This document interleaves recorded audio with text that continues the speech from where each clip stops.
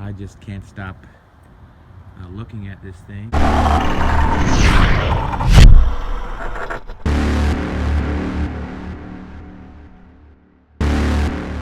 Enjoying it. Also, you notice the bottom there, they come out a little bit further on the performance pack. This is a spoiler delete option, so don't have that spoiler, but definitely feels just like Knight Rider. Yeah, that's the exterior. Just like what I plan on doing with the car in the immediate future is nothing major, maybe some tint, ceramic coating, and some minor mods because they're ending their winter months. But for right now, I'd like to see what Ford has to do with in testing out the 0 to 60, the quarter mile, putting in some braking miles. But I think this black, at first I was a little iffy, but this black is just really speaking to me. So what's up, fam? Hope this message finds you all well and in good spirits. So for today's video, we're going to talk about the transmission. That's what a lot of you have asked me about and what my thoughts are.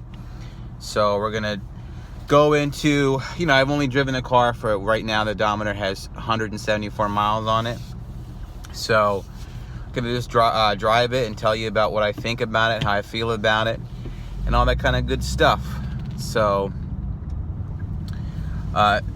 just to talk off the bat, this car is amazing. I don't miss my manual at all. I thought I would.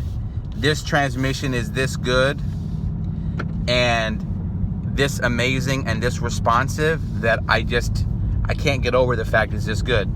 And it behaves differently in different driving dynamics and driving modes. And I know this is kind of silly, but I like to see the gears on the digital dash change from like 1 to 2 to 3 to 6 to 7 to 8. It's just a really cool thing to look at. One of the things that's also very fascinating about this new 10-speed auto transmission, and a lot of you know about it, have heard about it. This is the same transmission that is in the Chevy Camaro ZL1, the Ford F-150 Raptor. These are all specialty cars that I think the ratio is a little bit different in the Mustang. And the most cool thing too is, I think, and I've seen it in different modes, and I'll flick one up. This is normal mode. Right here is my mode. I have my mode set up for a little bit more power. And you can see the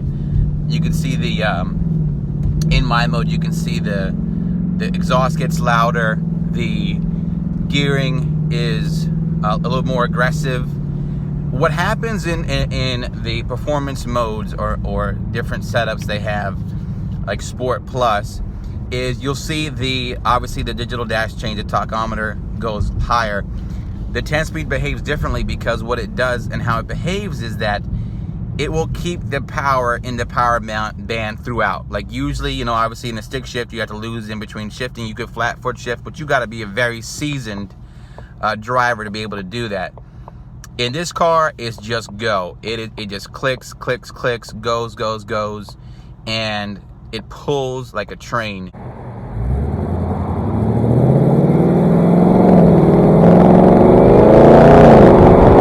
And it's always in the meat of the power band, which is just amazing. And this car isn't even broken in yet. Obviously, I haven't got to the miles I can get to. I think it's 1,000 or 500. But I have driven this aggressively.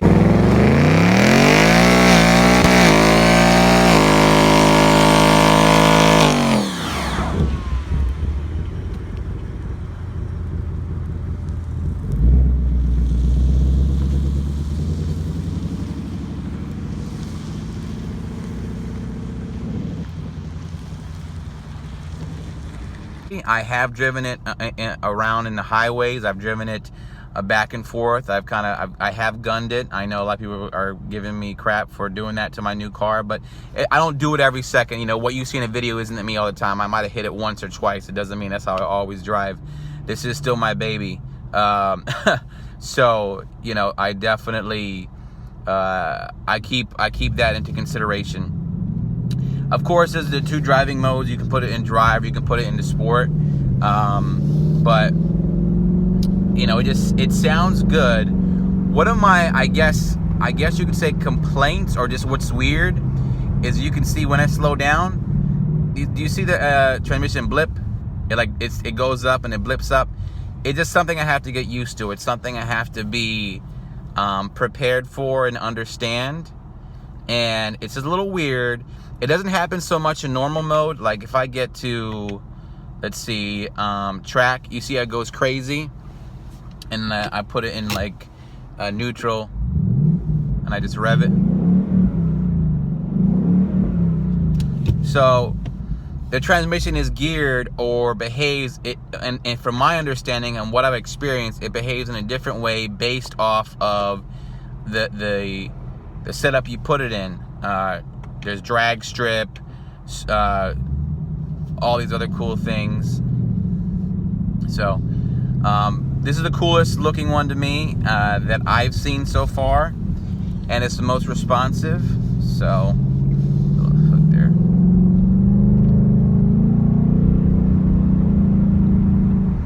And what you'll notice immediately is that the transmission is way more aggressive and feels so much more powerful. I can't express to you enough, I don't miss my stick shift Mustang. Yes, it was an EcoBoost and this is a GT Performance Pack, I understand that.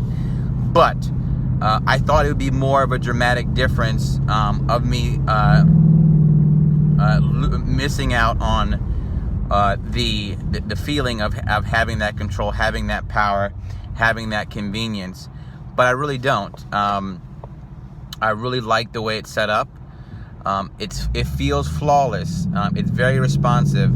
A lot of people thought there might have been a lag, and I was one of them included, but I don't feel that right now. And again, the car is not completely broken in. So let's just I'm gonna do a little pull here, and you can see what I'm talking about. So I'm just gonna,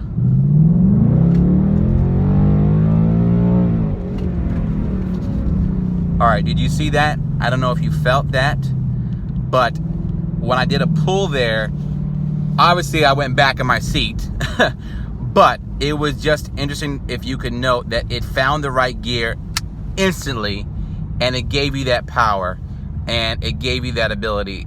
Obviously you can see now, I'm gonna flick it back because we're sitting in. Why I got an automatic was because I'm in rush hour traffic, and it's close to 5 p.m. and I'll be sitting back and forth in traffic. So just to give you an idea, this car can do it all. I can sit in rush hour traffic.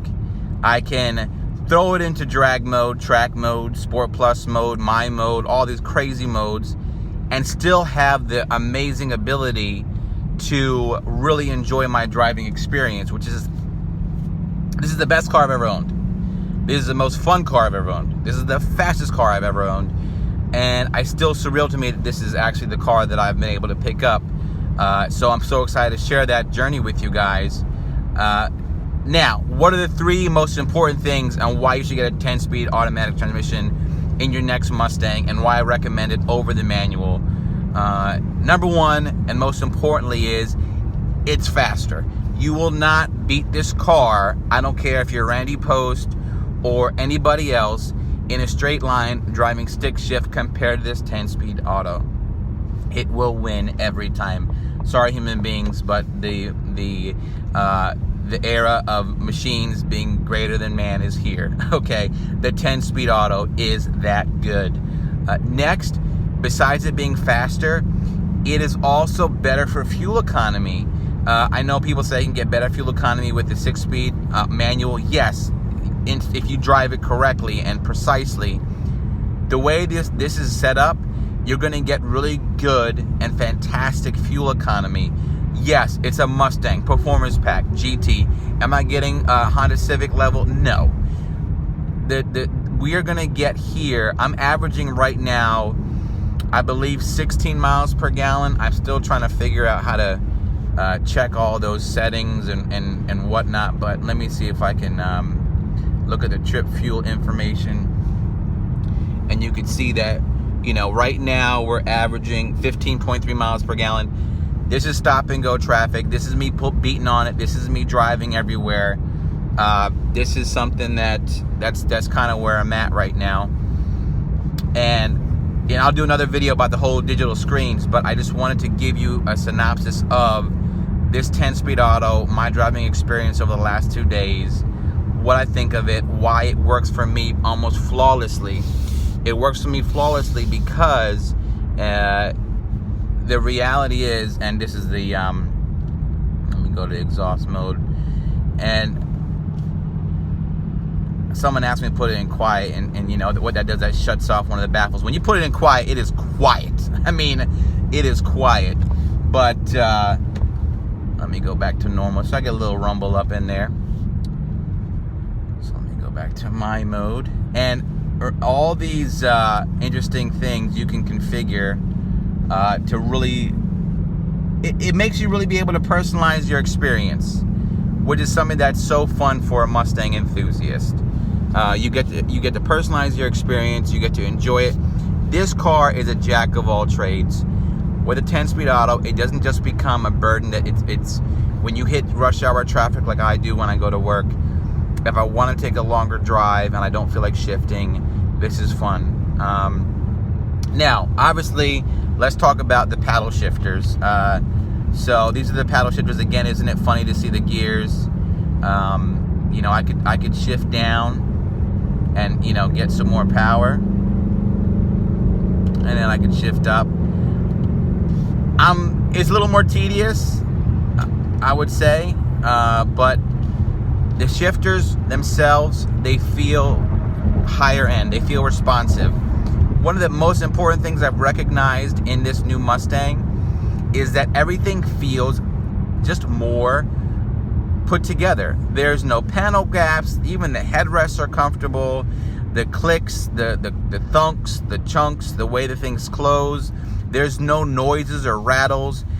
They've just fixed everything they had to do with this new 2018 Mustang. And having a 2015 S550 to this one, I could really appreciate what they've done with this stuff. So, and I'm doing it in rush hour, so I'm just gonna get out of this right now so that I can. I've gotten so spoiled by this automatic. I don't want to even paddle shift it. I'm sure there's some advantages to paddle shifting at the track, or even the drag strip perhaps, but this is such an advanced piece of technology and equipment that's in exotic cars like the Z01. It's going to be in, it's in the Raptor, and now it's in this Mustang GT.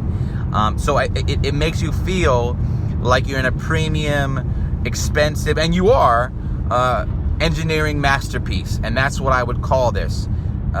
It, again, accelerates, fuel economy, drivability.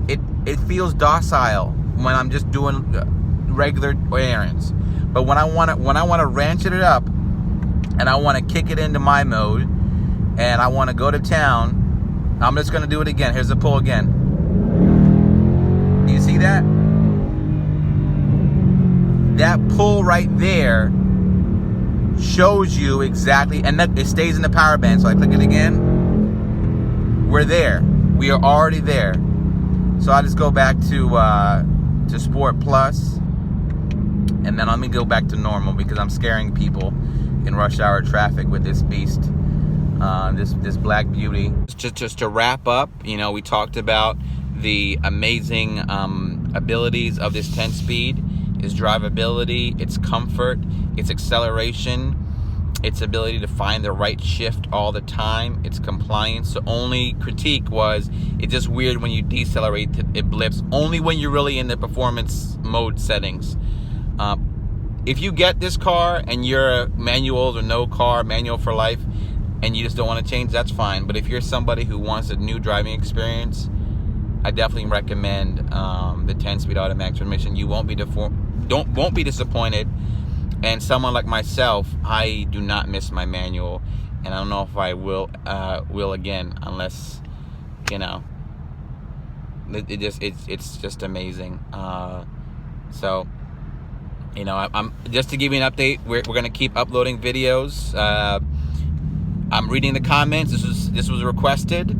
So if you have any video requests, I'll try to get them out to you. I'm having a great time. I'm living in the clouds right now. So definitely, please, this is your first time coming through.